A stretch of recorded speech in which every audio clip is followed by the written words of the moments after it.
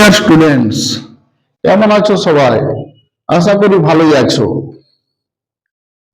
তো যারা মাধ্যমিক 2025 দেবে তাদের কাউন্টডাউন কিন্তু শুরু হয়ে গেছে। সবার লক্ষ্য মাধ্যমিক পরীক্ষায় ভালো নাম্বার আনতে হবে, কিন্তু প্রশ্ন কোথা থেকে আসবে? বিশেষভাবে ভৌত বিজ্ঞান নিয়ে তোমাদের মনে কিন্তু একটু ভয় থেকেই থাকে। তো welcome to BR chemistry class. আমি চলে এসেছি তোমাদের সামনে ভৌত বিজ্ঞান স্ট্র্যাটেজি ও সাজেশন নিয়ে। এইভাবে যদি তোমরা ভৌত বিজ্ঞান পড়ো বা ফলো করো, তাহলে কিন্তু ভৌত বিজ্ঞান তোমাদের কেল্লা ফতে হবেই। আমি প্রথমে কি করব না, প্রথমে আমি দেবো তোমাদের চ্যাপ্টার ওয়াইজ সাজেশন। এই চ্যাপ্টার ওয়াইজ সাজেশন যদি তোমরা ফলো করো চ্যাপ্টার ওয়াইজ, তারপর সবশেষে আসবে আমার ব্রহ্মাস্ত্র।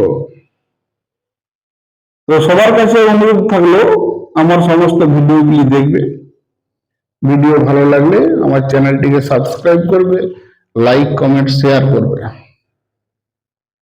তো চলো, আমাদের লক্ষ্য হোক মিশন মাধ্যমিক 2025। আজ আমরা আলোচনা করব পর্যায় সারণী। পর্যায় সারণী নিয়ে সাজেস্টিভ প্রশ্ন। পর্যায় সারণীর কি কি সাজেস্টিভ প্রশ্ন হতে পারে মাধ্যমিক 2025-এর জন্য?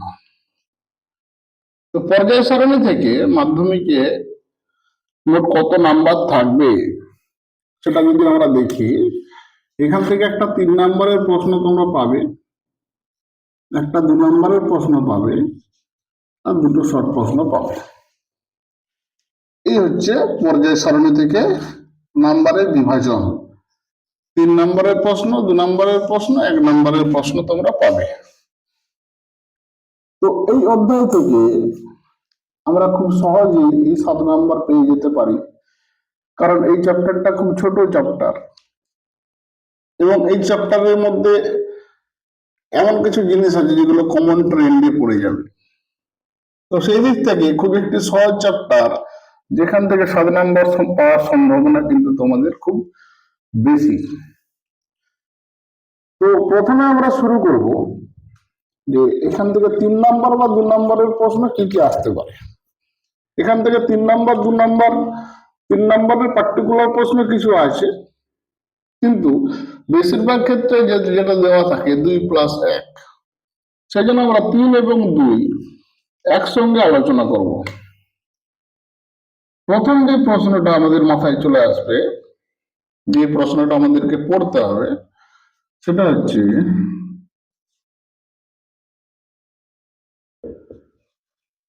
ডোবেরিনারের ত্রয়ী সূত্র এবং এর একটি উদাহরণ করে রাখবে।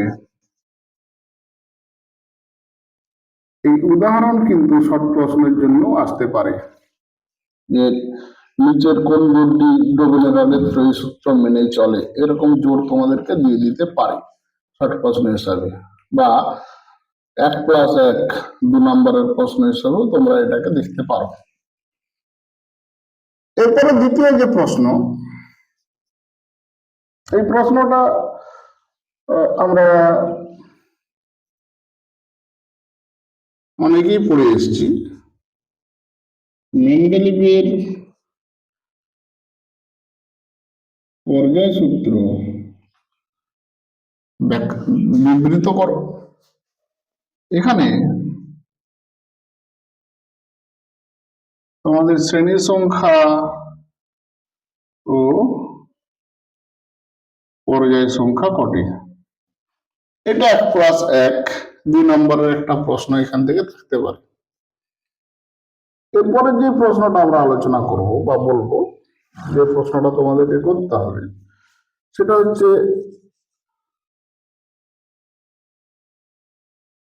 মেন্ডেলিভের পর্যায়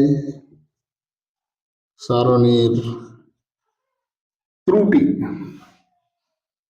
এই প্রশ্নটা অনেকেই করে যাব না, মেন্ডেলিভের পর্যায় সারণীর ত্রুটি, কিন্তু এটা 3 নম্বরের প্রশ্ন তোমাদের চলে আসতে পারে।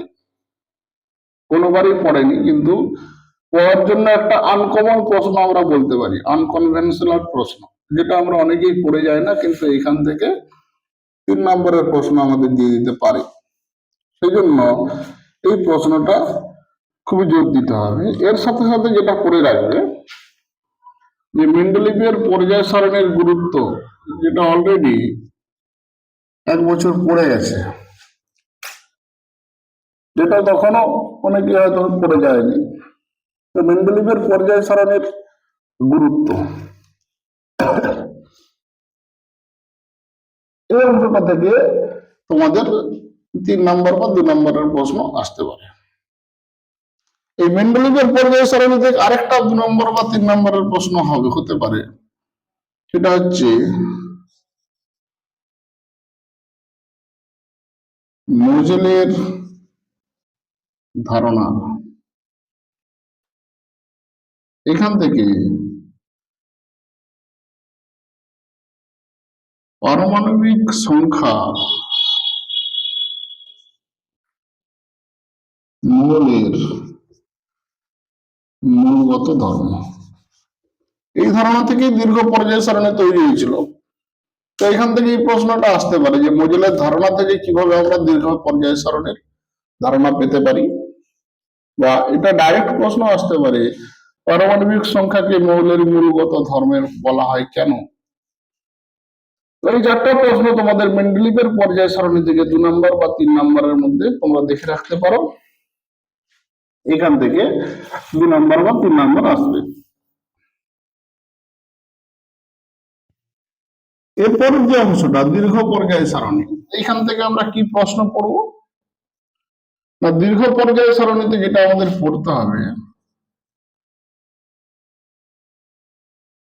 দীর্ঘ পর্যায় সূত্র, পর্যায় ও শ্রেণী সংখ্যা।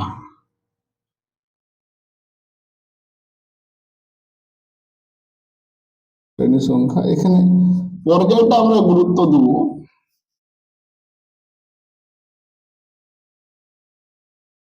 পর্যায় বিস্তারিত তোমাদেরকে পড়তে হবে এখানে, যে 7টি পর্যায় আছে, কোন পর্যায়কে কি নামে রাখা হয়, সেই পর্যায়ে প্রথম মৌল কি, শেষ মৌল কি, সেই পর্যায়ে কটি মৌল আছে, এই জিনিসগুলো থেকে শর্ট প্রশ্ন কিন্তু ঘুরিয়ে ফিরে আসে বা বড় প্রশ্ন এখান থেকে দিতে পারে। সেজন্য দীর্ঘ পর্যায় সারণীতে বিস্তারিত পর্যায়গুলো তোমাদেরকে জানতে হবে। দীর্ঘ পর্যায় সারণী থেকে এই প্রশ্নটা আমরা করব।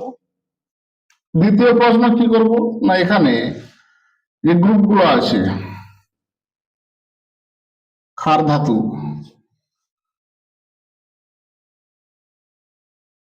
ক্ষারীয় মৃত্তিকা মৌল,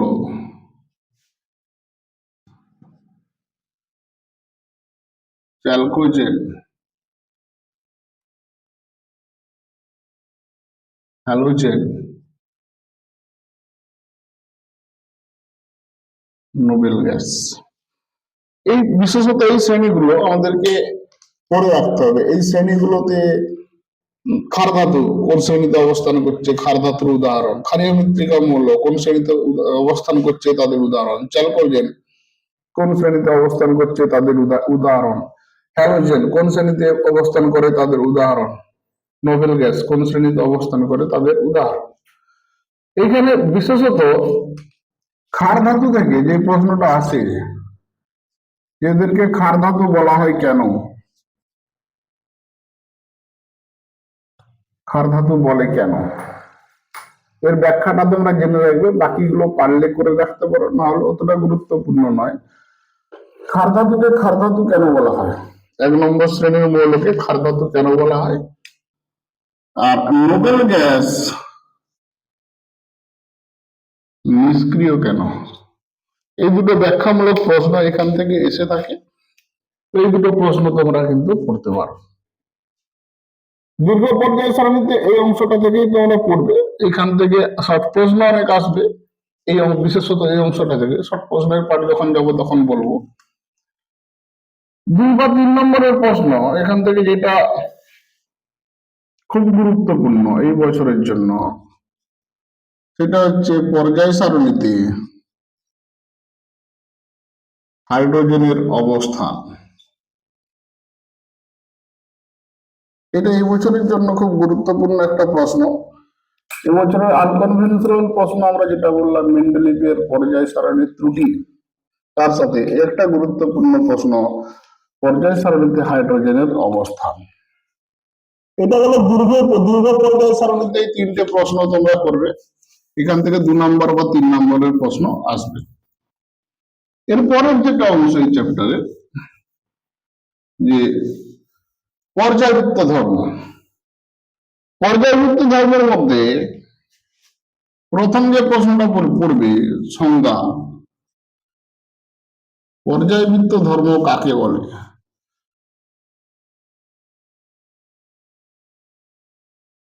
উদাহরণ, কোনটি কোনটি পর্যায়বৃত্ত ধর্ম, এদের মধ্যে কোনটি কোনটি পর্যায়বৃত্ত ধর্ম নয়, এইখান থেকে প্রশ্ন আসতে পারে। যে পর্যায়বৃত্ত ধর্মটা আমরা এবারে খুব গুরুত্ব সহকারে পড়বো সেটা হচ্ছে তড়িৎ ঋণাত্মকতা। তড়িৎ ঋণাত্মকতা কাকে বলে? কিছু মৌলের সঙ্গে দিয়ে দিবে, দিয়ে বলবে এদেরকে তড়িৎ ঋণাত্মকতার ক্রম অনুযায়ী সাজাও, তড়িৎ ঋণাত্মকতার ক্রম লেখা।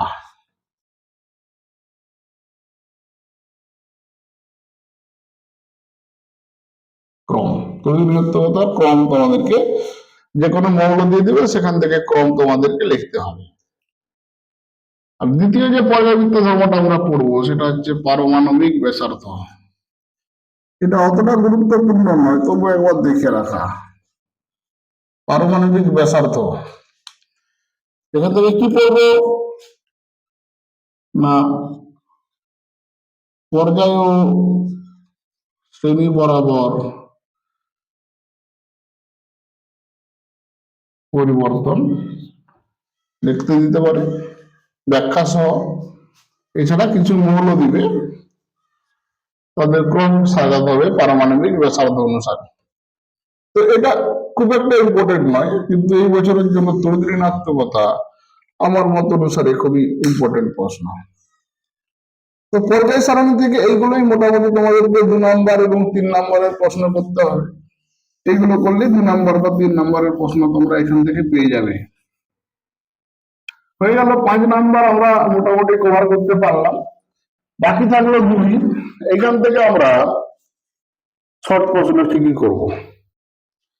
শর্ট প্রশ্নের মধ্যে যেটা খুবই গুরুত্বপূর্ণ, যে বিভিন্ন ধর্মের ক্রম দিয়ে একটা প্রশ্ন আসতে পারে।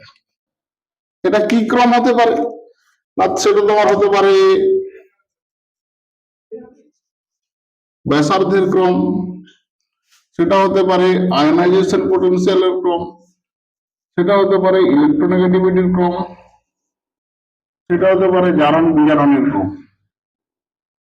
এরকম ক্রম দিয়ে একটা সব প্রশ্ন তোমরা পাবে, যেটা পর্যায়বৃত্ত ধর্ম থেকে থাকে। আরেকটা থাকবে কোথা থেকে না দীর্ঘ পর্যায় সারণী। দীর্ঘ পর্যায় সারণী থেকে যে গ্রুপগুলো আমরা বললাম, গ্রুপ থেকে প্রশ্ন আসবে। যেমন ধরো ক্ষার ধাতু, একটা উদাহরণ দেয়, এদের মধ্যে কোনটি ক্ষার ধাতু, বা এদের মধ্যে কোনটি ক্ষারীয় মৃত্তিকার মৌল, কোনটি হ্যালোজেন মৌল, কোনটি চ্যালকোজেন মৌল, কোনটি সর্বাধিক তড়িৎ ঋণাত্মকতা আছে, কার তড়িৎ ঋণাত্মকতা সর্বাধিক, কার আয়নাইজেশন শক্তি সর্বাধিক, এই ধরনের সব প্রশ্ন আসতে পারে। এছাড়াও এখান থেকে যেগুলো আমরা পড়ি সেগুলো হচ্ছে মুদ্রা ধাতু। মুদ্রা ধাতুর একটি উদাহরণ দাও। ইউরেনিয়াম উত্তর মৌল,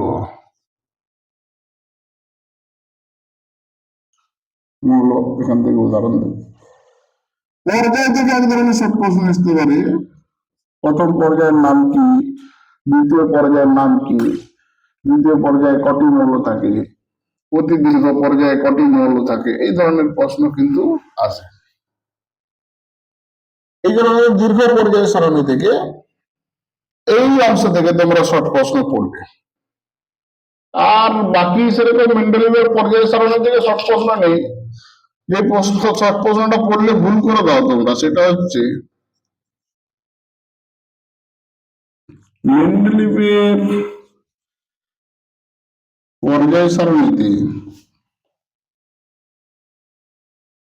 গ্রুপ ও শ্রেণী কটি, সরি গ্রুপ ও পর্যায়, পর্যায় কটি আর শ্রেণী কটি, এটা তোমরা ভুল করে দাও। পর্যায় সবসময় 7টা হবে, কিন্তু মেন্ডেলিভের ক্ষেত্রেও তোমরা 18টা লিখে দাও, যার জন্য ভুল করে চলে আসো। এখান থেকে আরেকটা ক্যালকুলেটিভ ইম্পর্টেন্ট প্রশ্ন এবং শর্ট প্রশ্ন বা 2 নম্বরের প্রশ্নের মধ্যে করতে পারি, এটা তোমরা অবশ্যই প্র্যাকটিস করে যাবে। সেটা হচ্ছে মৌলের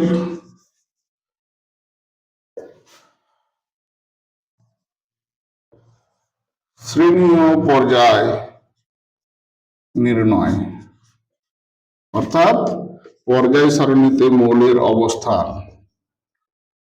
পর্যায় সারণীতে মৌলের অবস্থান নির্ণয়। এই অংশটা থেকে 1 নম্বরের প্রশ্ন আসতে পারে, 2 নম্বরের প্রশ্ন আসতে পারে। এই ধরনের একটা ক্যালকুলেটিভ টাইপের প্রশ্ন কিন্তু তোমরা পড়ে যাবে।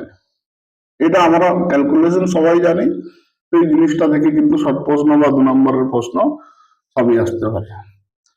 তো এটাই হলো টোটাল পর্যায় সারণীর সাজেশন বা সাজেস্টিভ প্রশ্ন।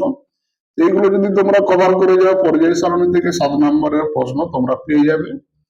তো আজকে এই পর্যন্তই, পরের দিন তোমাদের সাথে আবার দেখা হবে পরের চ্যাপ্টারের ভিডিও নিয়ে।